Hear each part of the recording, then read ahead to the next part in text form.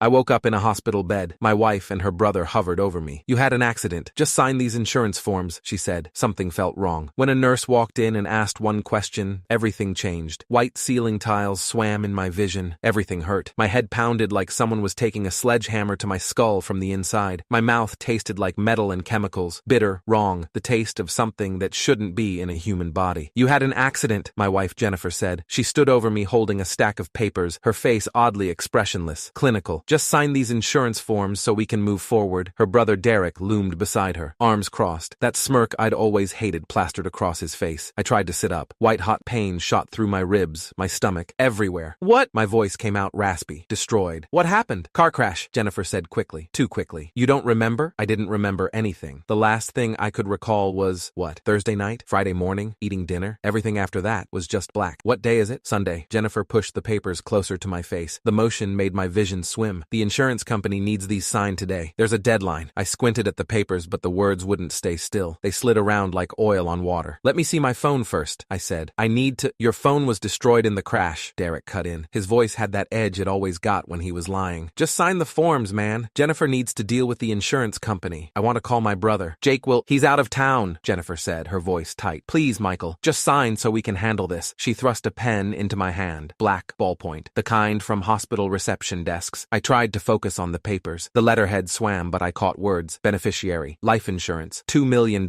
My brain was moving through mud, but something clicked. Why do I need to sign insurance forms if I'm alive? Jennifer's smile tightened. Just fractionally, but I saw it. It's just paperwork. For the accident claim. For a car accident I survived? Yes. Now please sign before the deadline expires. My hand shook. The pen felt heavy as lead. Then a nurse walked in. Middle-aged woman. Kind eyes. The exhausted look of someone who'd been on shift too long. She carried a tablet and looked at me with an expression I couldn't quite read. Mr. Patterson, the nurse said slowly, carefully. Do you know why you're really here? Jennifer spun around. He had a car accident. Actually, the nurse interrupted, her voice cutting through Jennifer's lie like a scalpel. You were admitted Friday night for acute poisoning. Your blood work showed extremely high levels of ethylene glycol. The room went silent. What? My voice cracked. That's ridiculous, Derek said, but his voice wavered. The police report clearly states— There is no police report, the nurse said, looking directly at him. Because there was no accident. Your wife brought you in Friday at 11:47 p.m. You were unconscious. Severe organ damage. We've been treating you for antifreeze poisoning for the past 36 hours. I'd been married to Jennifer for 6 years. Met her at a tech conference in Austin. I was presenting on cybersecurity protocols for financial institutions. She was there representing her marketing firm. Beautiful, confident, funny. We clicked immediately. Married 18 months later. The first 4 years were good. Great, even. We bought a house in Palo Alto. I got promoted to Senior Director of Information Security at a fintech company called Stratus Financial. Jennifer's marketing firm grew. We talked about kids, about the future. Then her brother Derek moved to California. Derek was 34, 2 years younger than Jennifer, 5 years younger than me. He'd failed at 3 different businesses, burned through 2 marriages, and had the kind of smooth-talking charisma that made people trust him right up until he screwed them over. Jennifer insisted he stay with us, temporarily, while he got back on his feet. That was 8 months ago. I'd started noticing things around month 3. The way Jennifer and Derek would stop talking when I entered rooms. How they'd exchange glances I couldn't quite interpret. The way Derek always seemed to be around when Jennifer got dressed or showered, like he'd accidentally walk past our bedroom at exactly the wrong times. I told myself I was paranoid, jealous. They were siblings. It was normal for them to be close, but then I found the text messages. 3 months ago, I'd picked up Jennifer's phone by mistake. Same model as mine, same black case. A text notification popped up from D. He suspects something. We need to be more careful. I'd opened the thread, scrolled up, found months of messages. Not romantic messages, nothing explicitly sexual, but something worse. Cold, calculating, plans, timelines, numbers. The policy is $2. Accidental death pays double. How long until it's done? He changed the beneficiary forms at work. We need the life insurance policy, the one through Northwestern Mutual. That one still has me listed. I'd screenshotted everything, sent them to my personal email, deleted the evidence from her sent folder. Then I'd called my lawyer, my financial advisor, changed every beneficiary on every account to my brother Jake, cut Jennifer out completely. But I'd stayed in the house, played normal, gathered evidence, because I needed to know how far they'd go. Apparently, the answer was murder. The nurse's words hung in the air. Antifreeze poisoning. 36 hours of treatment. Jennifer's face had gone white. The papers slipped from her hand, scattering across the hospital bed. Life insurance forms. Beneficiary designation. $2 million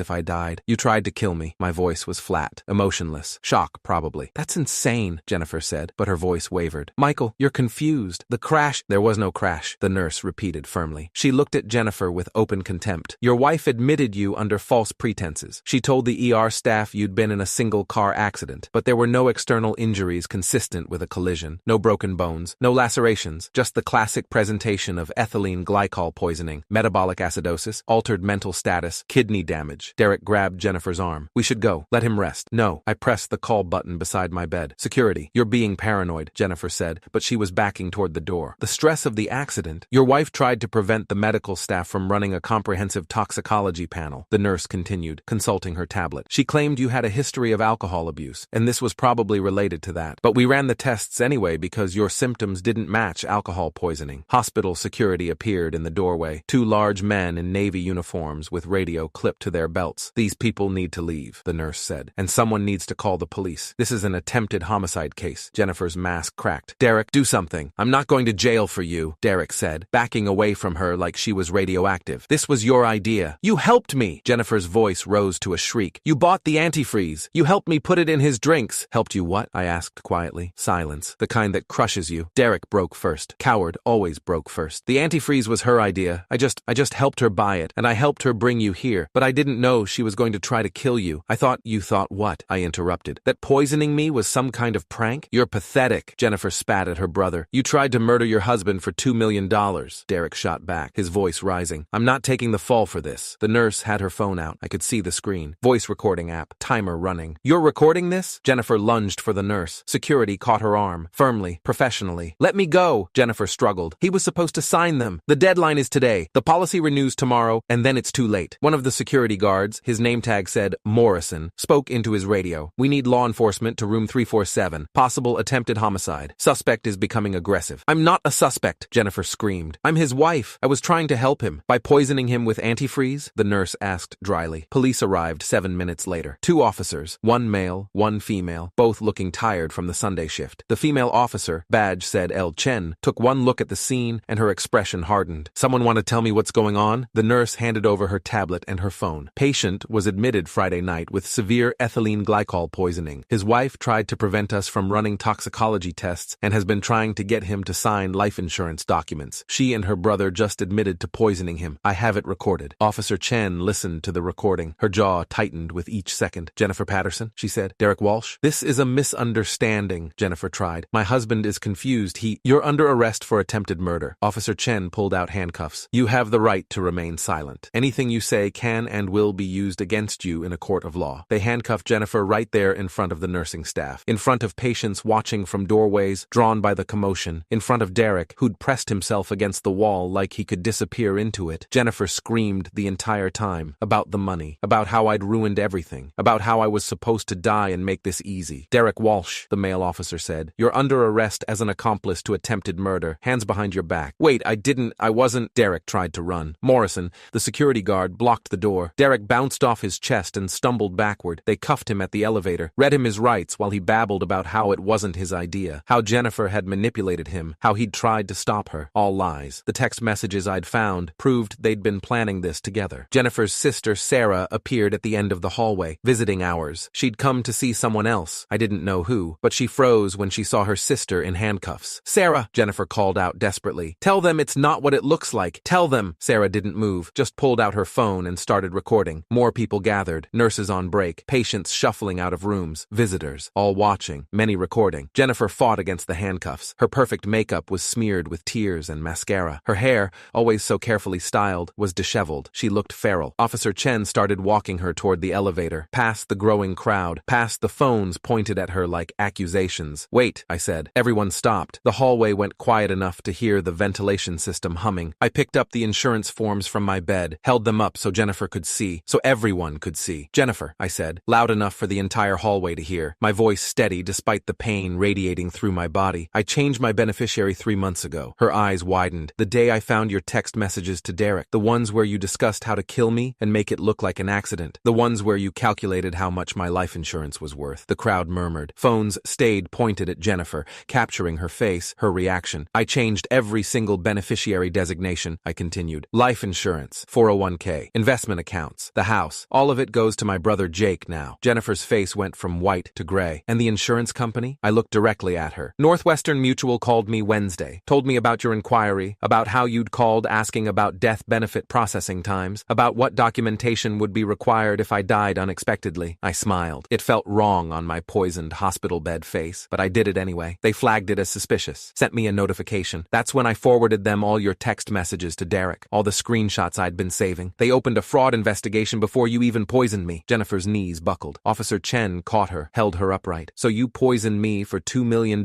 you were never going to get, I said. You destroyed your life, your brother's life, your freedom, for nothing. The hallway erupted in whispers. The phones kept recording. Jennifer's sister Sarah had tears streaming down her face, but her phone never wavered. Take her away, Officer Chen said, pulling Jennifer toward the elevator. Jennifer collapsed. Actually collapsed, her legs giving out completely. They had to drag her. She was screaming, incoherent sounds, not even words anymore, just the sound of someone's entire world disintegrating. Derek followed silently, his face blank with shock. He'd gambled on $2 million and lost everything, and everyone in that hallway watched it happen, recorded it, would share it with friends, family, social media. Jennifer's complete destruction, witnessed and documented by dozens of people. The elevator doors closed on Jennifer's anguished face. The crowd slowly dispersed, murmuring, sharing videos, already crafting the story they'd tell about the wife who tried to murder her husband for insurance money. The nurse, her name tag said Patricia Morrison, RN, came back after the police had left. How did you know? I asked. How did you know something was wrong? She sat in the chair Jennifer had occupied earlier. Your wife's behavior. She was too controlled, too specific about not running certain tests. Most spouses in an emergency are panicked, emotional, begging us to do everything possible. She was tactical. It raised red flags. Thank you, I said. You saved my life. Dr. Sarah Winters saved your life, Patricia corrected. She's the one who insisted on the full toxicology panel despite your wife's objections. She'll be by later to discuss your treatment. How bad is it? Patricia's expression grew serious. Ethylene glycol is extremely toxic. You were in acute kidney failure when you arrived. We've been running hemodialysis to filter your blood. You'll need ongoing treatment, but Dr. Winters thinks you'll make a full recovery. How long was I unconscious? 36 hours. You were admitted Friday night at 11:47 p.m. It's now Sunday afternoon, 2:15 p.m. I tried to remember Friday. Dinner. I'd made pasta, my specialty, carbonara with pancetta and fresh parmesan. Jennifer had been unusually attentive, pouring my wine, refilling my glass. The wine. She put it in my wine, I said aloud. Patricia nodded, most likely. Ethylene glycol has a slightly sweet taste, but in wine it would be virtually undetectable. How much did you drink? 3 glasses, maybe 4, I don't remember. That's consistent with your blood concentration levels. Another glass and you probably wouldn't have survived long enough to get here. Detective Marcus Rodriguez arrived at 4:30 p.m., 38 years old, according to the business card he handed me. Homicide Division, Palo Alto Police Department, 14 years on the force, the last 6 in major crimes. Mr. Patterson, I know you've been through hell, but I need your full statement while everything's fresh, he said, sitting where Patricia had sat earlier. He had a recorder, a legal pad, and the exhausted eyes of someone who'd seen too much. I told him everything. Meeting Jennifer, the marriage, Derek moving in, the text messages I'd found, how I'd changed the beneficiaries, the insurance company's call, Friday night's dinner. Do you still have the screenshots? Rodriguez asked. Backed up to 3 different cloud accounts, I said. Google Drive, Dropbox, and my brother has physical copies. Rodriguez smiled grimly. Smart man, we'll need access to all of it, and we'll need your brother's contact information. He asked more questions, timeline, details, whether Jennifer had ever been violent before, whether Derek had a criminal record. Derek has 2 DUIs and a fraud conviction from 2019, I said. Something about a pyramid scheme in Nevada. You can look it up. Rodriguez made notes. That'll play poorly at trial, prior bad acts, and your wife's text messages discussing the insurance money. That establishes premeditation. This isn't a crime of passion. This was calculated murder for financial gain. What are they being charged with? Right now, attempted murder and conspiracy. But the DA might add insurance fraud, assault with a deadly weapon, ethylene glycol qualifies, and possibly even lying to law enforcement since your wife gave false information to the ER staff. How long could they get? Rodriguez's expression was grim. California takes poisoning very seriously. Attempted murder carries up to life in prison. With the premeditation, the financial motive, the conspiracy between family members, they're looking at 25 years to life, minimum. 25 years. Jennifer was 36. She'd be 61 when she got out, if she got out. And Derek? Accessory to attempted murder, conspiracy, fraud. Even if we can't prove he physically poisoned you, we can prove he knew about it and helped. He's looking at 15 to 20 years. Rodriguez stayed for another hour, getting every detail, promising to follow up with the hospital for medical records, coordinating with the insurance company's fraud investigation. One more thing, he said as he was leaving. The nurse's recording of their confession? That's admissible. California is a 2-party consent state for private conversations, but there's an exception when someone is confessing to a crime. That recording could convict them all by itself. Dr. Sarah Winters came by at 6:15 p.m., mid-40s, short dark hair, wearing scrubs under her white coat. She had the confident bearing of someone who'd spent 20 years making life and death decisions. "Mr. Patterson, you're incredibly lucky to be alive," she said, pulling up my chart on the room computer. "Ethylene glycol poisoning has a mortality rate of about 20% even with treatment. Without treatment, it's close to 100%. Patricia said I was in kidney failure? Acute kidney injury, yes. The ethylene glycol metabolizes into toxic compounds that crystallize in the kidneys. We've been running continuous hemodialysis since you arrived. Your kidney function is improving, but you'll need ongoing monitoring. Will there be permanent damage? Too early to say definitively, but your labs are trending in the right direction. I'm cautiously optimistic you'll make a full recovery." She explained the treatment in detail. The foamposol they'd given me to prevent further metabolism of the ethylene glycol, the dialysis schedule, the follow-up appointments I'd need. "You'll be here for at least another 3 days, Dr. Winters said. Possibly 5 depending on your kidney numbers, but you should be able to go home after that. You'll need outpatient dialysis for potentially several weeks, but home is better than here." "My home is a crime scene now," I said. "The police are probably searching it. Do you have somewhere else you can stay?" "My brother in San Jose. He's already on his way up." Jake arrived at 8:30 p.m., bursting through the door like a hurricane. He looked like me, same build, same dark hair going gray at the temples, but 3 years younger and infinitely more emotional. "Jesus Christ, Mike," he said, pulling me into a hug despite the IV lines and monitors. "When you called and said Jennifer tried to murder you, I thought, I know," I said. "I can't quite believe it either." He sat. I told him everything again. He listened with growing horror. "I knew I didn't like her," Jake finally said. "I knew something was off, but I thought she was just controlling, not homicidal. The text messages, I have copies, safe in my office. The police already called me." "Detective Rodriguez?" "Yeah, he's good. He wants to meet tomorrow to go over everything. The DA is fast-tracking the case. Apparently Jennifer and Derek are blaming each other. She says it was his idea. He says she manipulated him. Both of them are claiming they never meant to actually kill you." "I heard them confess," I said, on recording. "The whole hospital heard them confess. 15 different people got video. 3 posted to Facebook already. Jennifer's face is all over social media. I should have felt satisfaction. Instead, I just felt tired, poisoned, betrayed on a cellular level." The story broke on local news Monday morning. Palo Alto woman arrested for attempted murder of husband, insurance scam alleged. By Monday afternoon, it had gone national. CNN, Fox News, even international outlets picked it up. The story had everything: spousal betrayal, insurance fraud, a dramatic hospital confession, security camera footage of Jennifer being arrested. My company issued a statement supporting me, offered paid leave for as long as I needed. My friends called, texted, sent flowers and food, and awkward messages trying to express support for something they couldn't quite comprehend. Jennifer's friends went silent. Her social media accounts vanished. Her sister Sarah posted a statement condemning her and promising to cooperate fully with law enforcement. The preliminary hearing happened 6 days after my hospitalization. I was still in the hospital, still on dialysis, still recovering, but Detective Rodriguez kept me updated. "They're both pleading not guilty," he said over the phone. "Jennifer's lawyer is trying to claim temporary insanity. Derek's lawyer is arguing duress, that Jennifer manipulated him. Neither strategy is going to work. We have too much evidence." "The text messages? Those alone would be enough. But we also have the insurance company's fraud investigation, your medical records proving poisoning, the nurse's recording of their confession,